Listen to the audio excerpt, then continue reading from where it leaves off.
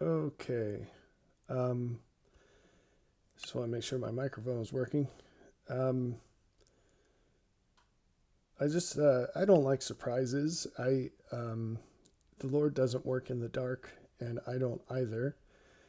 As you can see, the lights are on. Just kidding. Um, so I've been kicking around a lot of ideas for this ministry, I guess you could call it. My interactions with the world on spiritual things. And these have been on my mind and heart for a very long time, but in development. And I think it's a good time to share some of these with you so you're not so surprised when they happen. It's a tricky thing because it's not appropriate to bring anyone along with my thought process. Um, Maybe that's even too much detail, but it would cause harm to people to be that involved with with the process. So I try to get things more developed before I share them with others, like the books. That's a good meta example of developing ideas before I share them. Now that being said, it wouldn't be surprising to find many people who would say, geez, if this is the developed version, I'd hate to see the raw version. And that's precisely my point. When you stand in a flood of fire, which sounds like an oxymoron, but when you stand in a flood of truth, um, it's the most you can do is to just loosely. Well, it's not.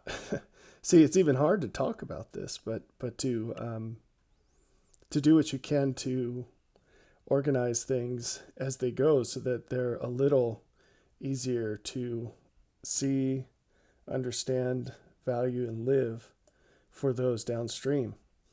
And, um, you know, it feels ridiculous to say that for two reasons at least. One, I realize how hard that's going to be to understand or believe for many people. And two, because this is sort of a consummate work for me in my life and has been for such a long time and through such intense circumstances, it seems like the greatest understatement of the world to describe it in such light terms. Anyway, so the purpose of this video is to avoid people or mitigate, it won't prevent, but to mitigate people from saying, where did this come from? The path I'm on, it's been well established for a very long time, and it's become quite clear to me because of things that the Lord's told me um, over time. But I try to keep it reconciled as much as I can to show you as much as I can as early as I can. And that's all limited. Truth is successive. There's always prerequisites, and I'm working as fast as I can to get this all put together as quickly as I can. But if you're familiar with this stuff at all, you can see themes throughout work over years. And, I've previously mentioned if you read,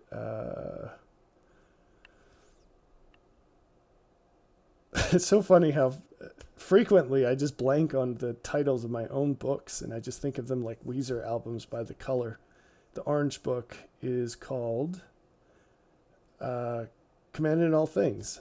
I don't know why I was thinking that was a different book, but anyway, if you read Commanded in All Things, it's a pretty short book, and it's not on the list of ones that I highly recommend everyone read, which are Repentance and Through Faith. And then if you're coming from an LDS background, um, Teaching for Doctrines, the Commandments of Men, which you should start with if you're coming from an LDS background. But if you read Commanded in All Things, you'll see that there are the beginnings of themes, or themes stated at a very high level, a low resolution, view of things that I've been talking about continuously since then. You'll see a bunch of themes in Seek Ye This Jesus, which is also a book that I don't put on the short list of what people should read, mostly because I think the parts that are most important out of that have been superseded by repentance.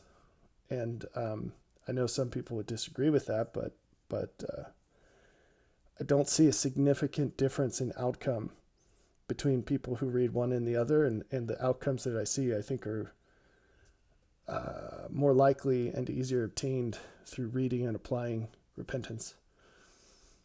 And this is not an unrelated theme. I'm going to come back to it in a minute. Anyway, so none of this is a surprise looking back, and I'd like to keep it that way.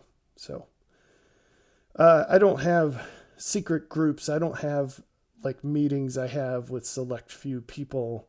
If I ever did something like that, it'd be really obvious because I would announce it or something, which is weird. Why would you announce a closed meeting? But there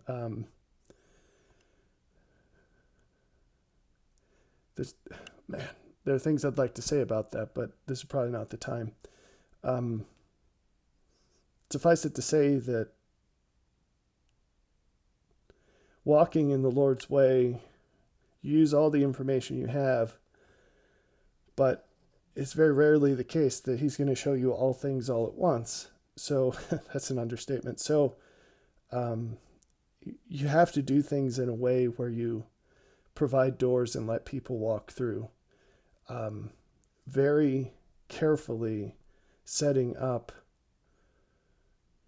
structures so that the people who walk through are the people you're looking for. They have become the right people. This is a really important principle. It's so important that I really wish I could say it better concisely, because it applies to so many things. But just think for a second, if you were running a business, the best way to promote people is not as a reward for doing well in their current position, but as designing a path that makes them the right person for the next position, and then allowing them to choose whether they will go through that process or not. I'm a huge fan of this. This is absolutely the way the Lord works. Now we're in a sidetrack. Maybe, actually, as I think about what I want to say here, it's probably spot on. Why not? Let's talk about Aztec imagery. Why not? They have this disc. The Aztecs had this disc, and it's on the throne of Montezuma, and they found it in a separate place. I think there are at least 2 versions of this that they found, or copies, in stone. And they think it's a calendar. It's not a calendar, but it's actually a picture of creation, the process of creation, and the purpose of it. And there are some things that are flubbed in it because, apostasy occludes truth, mixes some errant things in and takes some valid things out. But one thing they got right is the entry point, which is Adam and Eve, and then the exit point. And we'll talk about that exit point because that's what comes before what comes after all of this, which we would call eternity. So you come out of eternity into mortality, and then you leave mortality and go into eternity. And at the end of that, and the archaeologists have this one right, there are 2 flint knives pointing at each other. So there are 2 triangles pointing at each other, and they're flint knives. Flint is low-tech razor blade. That's what you should think of, amongst other things. Flint is very important in the scriptures. But a flint edge, properly chipped, is it's sharper than a razor blade. So it cuts you, and you have to go through this gauntlet to get there, right? So that's the way the Lord works. There is a gauntlet to get there, and this is represented and lived in initiation ceremonies for ancient cultures, and so on. So that's a good thing. And you set it up, and then people go as far as they desire. And that creation is absolutely that way. You go as far as you want to go. And the Lord makes it so that everything's available to make that true. In the end, in the day of judgment, every single person will say, I was given everything I needed to go as far as I wanted to go. And my eternal outcome that I now receive was absolutely my choice. That's part of what makes every knee bow and every tongue confess, is the sure knowledge that everything was provided. And that is also a key to understanding what your role is in all of this, is to facilitate everything required so that everyone has all they could possibly need to do everything they desired to do, to receive everything they desire to receive. I didn't plan on going into that, but it's valid. So that is all part of this. Okay. Yeah, so I don't do things in the dark. The closest thing to that might be that, I tried to get one, for the last few books, my goal has been get at least one person to proofread the entire book and work out all the kinks that they could see jointly. So they give me feedback and I fix things before it's released. That's one thing I try to do. And so there is a time frame where someone else knows about the book, but the world does not. But it's not a secret. The last book I wrote, I didn't end up publishing. It was on justice, and 2 people read that. One was for the sake of proofreading. The other was because the Lord explicitly commanded me to send it to one person who was praying for that information. So, and she benefited a lot from it, she said. So anyway, so here's some, I'm an open book, but I'm a very thick book. And the problem with that is you can open a book, here's this book I typeset, Wisdom. So you can open a book to any old page. Oh, I have notes in here to process. Nice. Any old page, and if you lie it flat, right, it doesn't matter how thick it is, this is all you can see. So it's like that. Even if I make an attempt to show you, put all the cards on the table, which I do, that's how I am with everything, you're still only going to get so much. So with all that being said, here's Cliff's Notes version of what's to come. So here's a taste of things to come. So one thing one card I want to lay out on the table, so it's not a surprise when we get there, is I do intend to start accepting donations. And any of you who have been familiar with my work for a while, know that this is something I take extremely seriously. It's something that I've had strong positions against in the past. And I have a lot to say about it. The Lord's been talking with me about this for years. So when it comes to ministry and money, I have a lot to share, a lot of information. And I think that's going to be extraordinarily helpful for a lot of people. And I have no idea when I'm going to finish writing about that and publishing it. I did make a video recently. I'm not sure when it'll all get out to YouTube, but this one didn't get deleted, so that's good.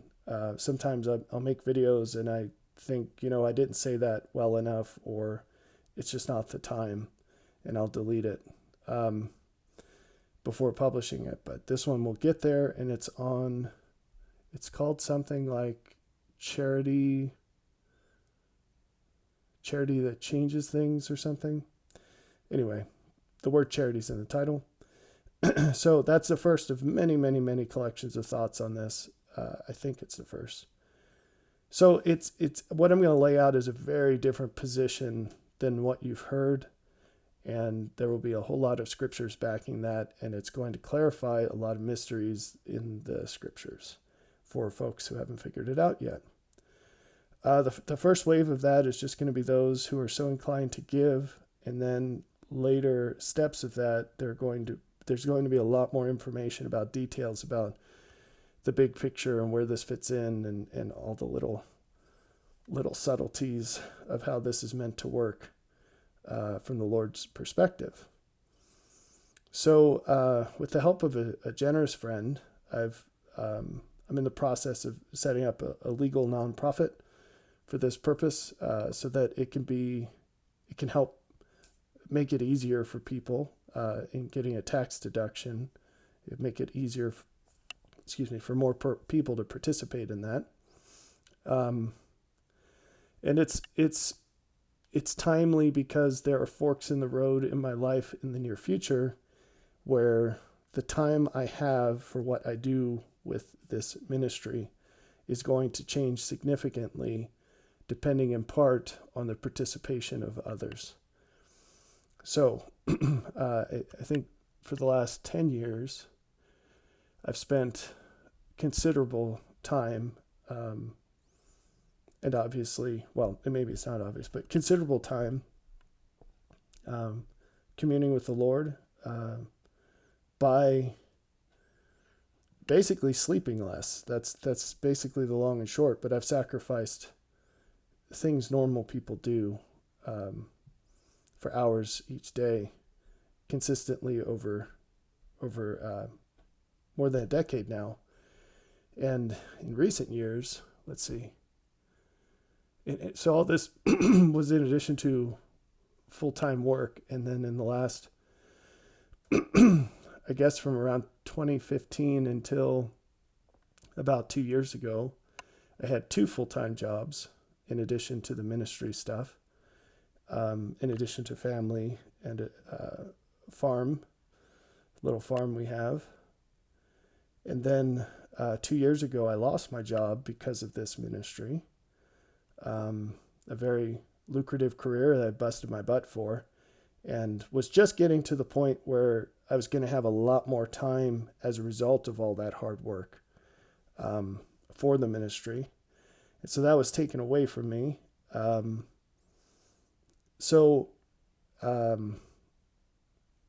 say since 2015, roundabout, I've probably been spending bare minimum 20, but it's gotten closer to 40 for the last 4 years, maybe 40 hours a week in addition to full-time job and family. But you get the point, right? And I've done all of this without any money from anybody.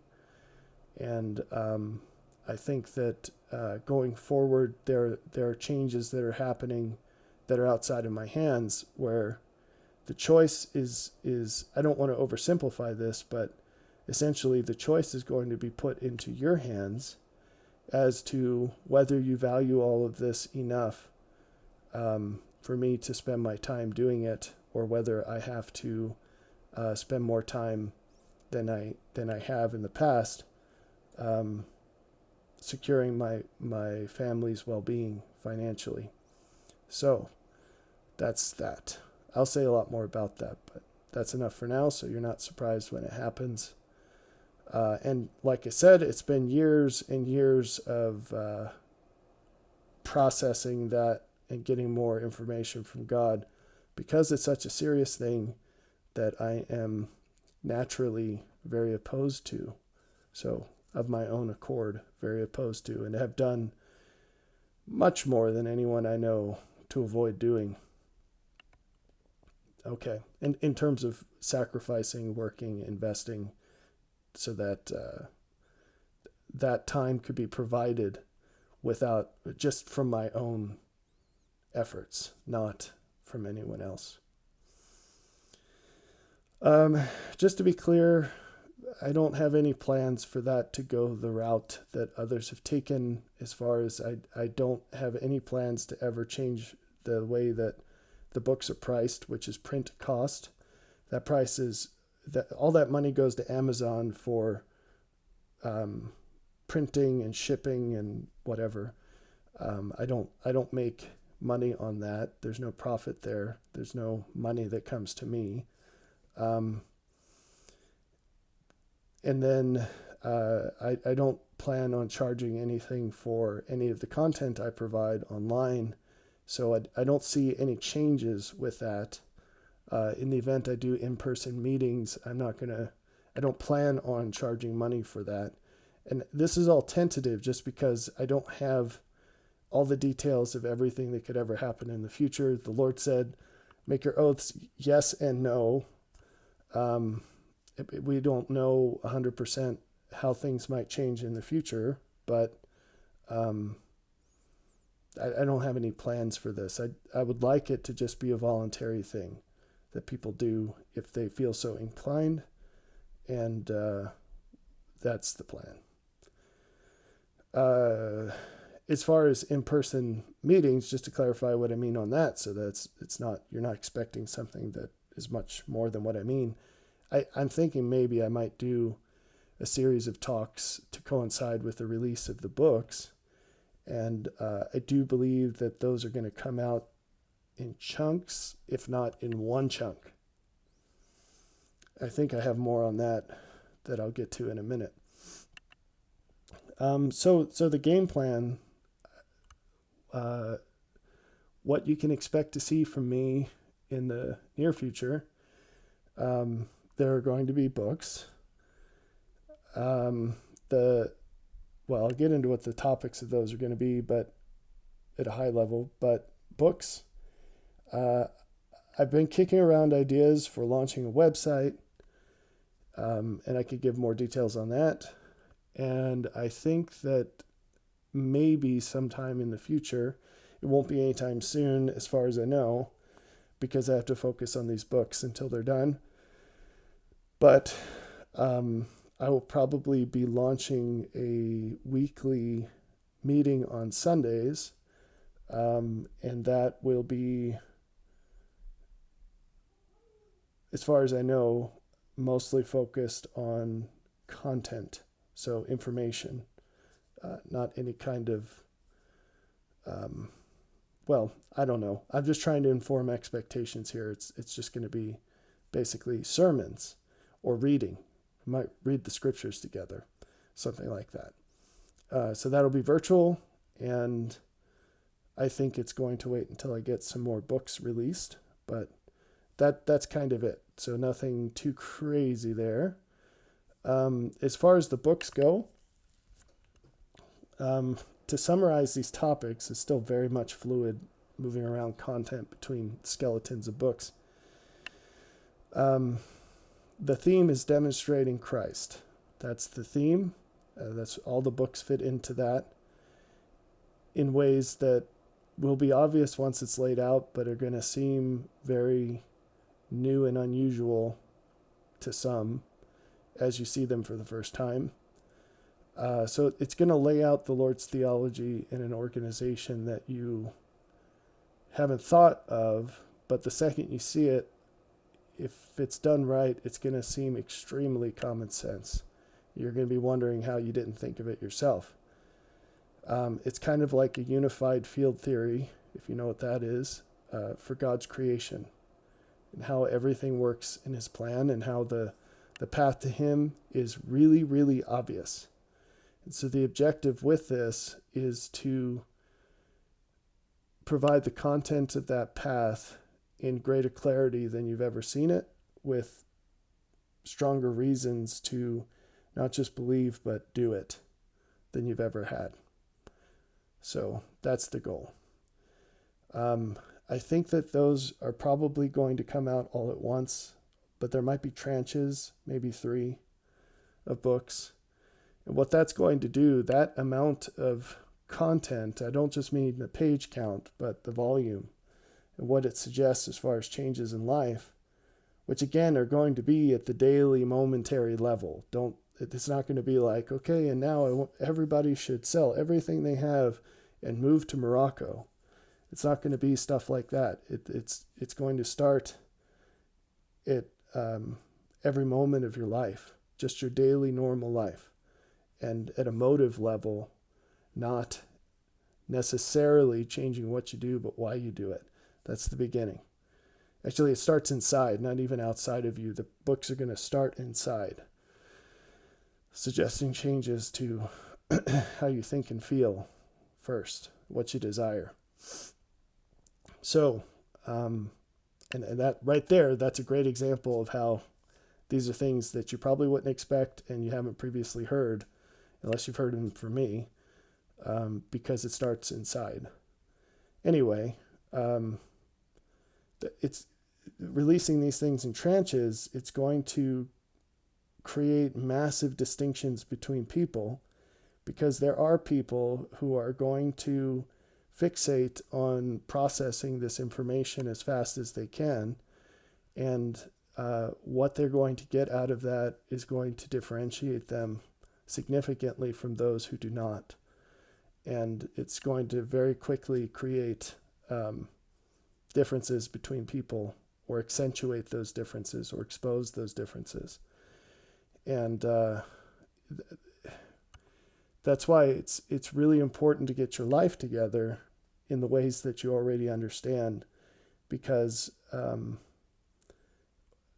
as the Lord said again and again, watch always and be prepared. And the reason is because when the moment comes, it's like the 10 virgins, you have to be ready.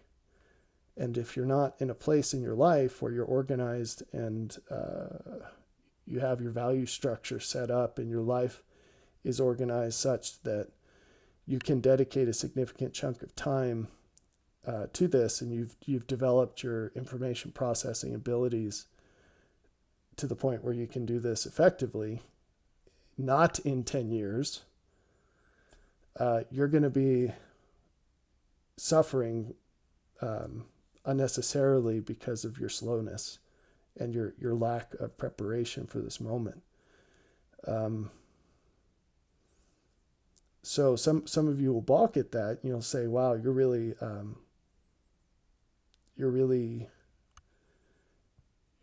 viewing these things that you're doing as important." Yes, I am. But notwithstanding that, these are general principles, and whether it's true for what I'm doing actually doesn't matter as much as the fact that it is true. It is true, and that's the reason Jesus taught these things. You have to get your life in order with the expectation that the Lord is going to reach out to you. However he does it, it's going to be with tons of information. And if you haven't lived your life so that you're really good at processing information, and you have the ability to create pockets of time on demand for really important things, then you're going to be at a loss when you get, say, 2,000 pages dropped in your lap, or 8,000 pages of information you've never thought of that's absolutely earth-shatteringly important. So, another warning with this, just to let you know, is so you're not surprised. Several of my previously published books are going to be absorbed into the new ones. And when that happens, when those books come out, I will take the old ones out of print. It's a really funny thing to think that modern culture has taught us that when someone has something to say in a book, it's final. And of course, that's not the way the Lord works. He's always revealing more. And as those changes come, some of them expand upon what you already knew in ways that don't break anything.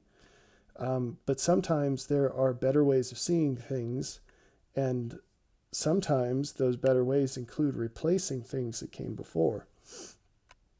And I was told by the Lord to absorb several of the earlier books. So I actually had to read through them line by line and go through an extensive process of rewriting things, making things better, deleting some things that I no longer believe. And, obviously there are reasons for that, and replacing it with the higher truth that I've been taught.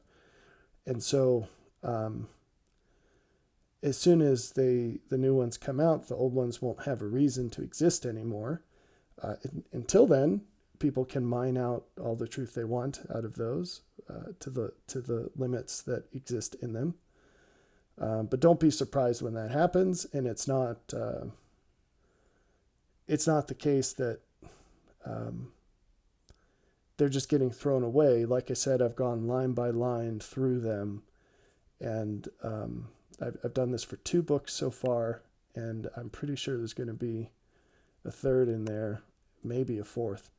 I hope that's not the case. It's going to take a lot longer if that's the case, but I'll just do whatever I'm told. Okay. Here's some details about this website. This is all rough draft. I'm not committed to any of this yet, but I'll tell you the key goals are, first and foremost, to get out of venues like YouTube that can be turned off, and also just to make things a little easier to use. Right now, the search on the blog is terrible, and there's nothing I can do to improve that. There's no notifications, so people have to check, and that's really annoying. It's easy to miss things. If you happen to check and there's 20 new blog posts, you're really not going to read them carefully compared to if there were one. So I'd like everything I've done to be searchable as far as that's possible. And I'd like to have a place to put shareable materials. Obviously, you can send links of any of this stuff to anyone, which I would appreciate. It helps. It's every time I make a video that people share, it's really obvious because there's a spike in new views, like views from people who aren't subscribed. So that makes a huge difference, and you are in networks that I am not. So I highly commend those who are doing that. I really appreciate it, and I wish more people would share things. So anyway, a nice place to have that where you could just copy paste links or images and share them in places. Another goal is to foster communication between you all. Right now, the communication is sort of to and from me and you, between us as individuals, pairs. And I would like to facilitate communication between you all. And there are a few harder to explain goals here. So first off, there is a gospel principle of, I don't know what to call it, not accountability, but I guess testimony, where anonymity is really not great. And I would like to code into this website some separate level of participation for those who are willing to put their name and face next to their comments. I'm not 100% sure on how I'm going to do this or what features it will enable, but we could do something like when you have to be registered to post, and if you are registered during registration, you have to upload a headshot, your first and last name, and prove you are who you are. And I think the best way of doing this is to request. The unfortunate thing is I'm actually going to have to validate this manually, but to request people to upload maybe a driver's license, but you can mask electronically or low tech with a piece of paper all your information except your name and your picture. So we can verify that you are who you say you are. And then I would probably make it so that only those who are registered and logged in could see the names and pictures next to the comments made by those people, so that only those with skin in the game could have that level. This is not least of all to help develop the communications between you. You can't really get to know a fake handle. You need a face and a name. And that's really important, and it'll become more important as time moves on. I'd like to see more people developing connections with each other in general. That's true outside of anything that I do, but certainly within that. And then I've been developing some ideas for how to make this system match more of what I understand the Lord's system to be. So truth is successive and continuous, but online associations are not. They're just kind of open. They're also reductive, but I don't want to digress too much into this. It's not very helpful. Let's see. The system in place right now cannot scale. So I'm very good at addressing comments. I read everything that's posted on the comments in YouTube. I read every email that's sent to me. And right now that can't scale. There are 800 or so subscribers to this YouTube channel. But I think there are about 200 and some people who view pretty much everything I put out, and they read the blog posts. If that number were to scale by a factor of 10, I would not have time to keep this level of communication going. And so I would like to help build structures so that can be offloaded hierarchically. So kind of a digital version of Moses and the elders of Israel, where I'm addressing things that require my attention, but it's easier for you to address the things that don't. So, for each other.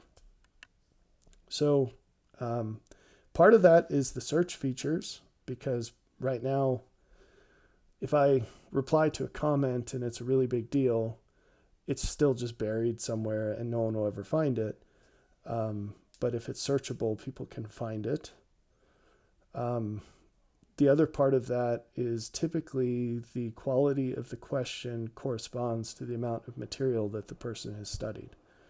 And so for that and many other reasons, what I'm toying around with is some sort of thing where every 2 weeks or so on registration, and then every 2 weeks or so, there will be this, I can't think of a good name for it, but this certification process where you're quizzed on the content of materials.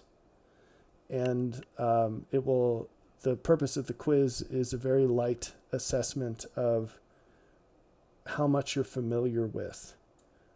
And depending on that, your experience in this app will be different. And so part of this will probably be some sort of tag by your name that would indicate the familiarity you have with the different materials or topics, however it goes. And then another part of this might include what you have access to comment on or possibly even see.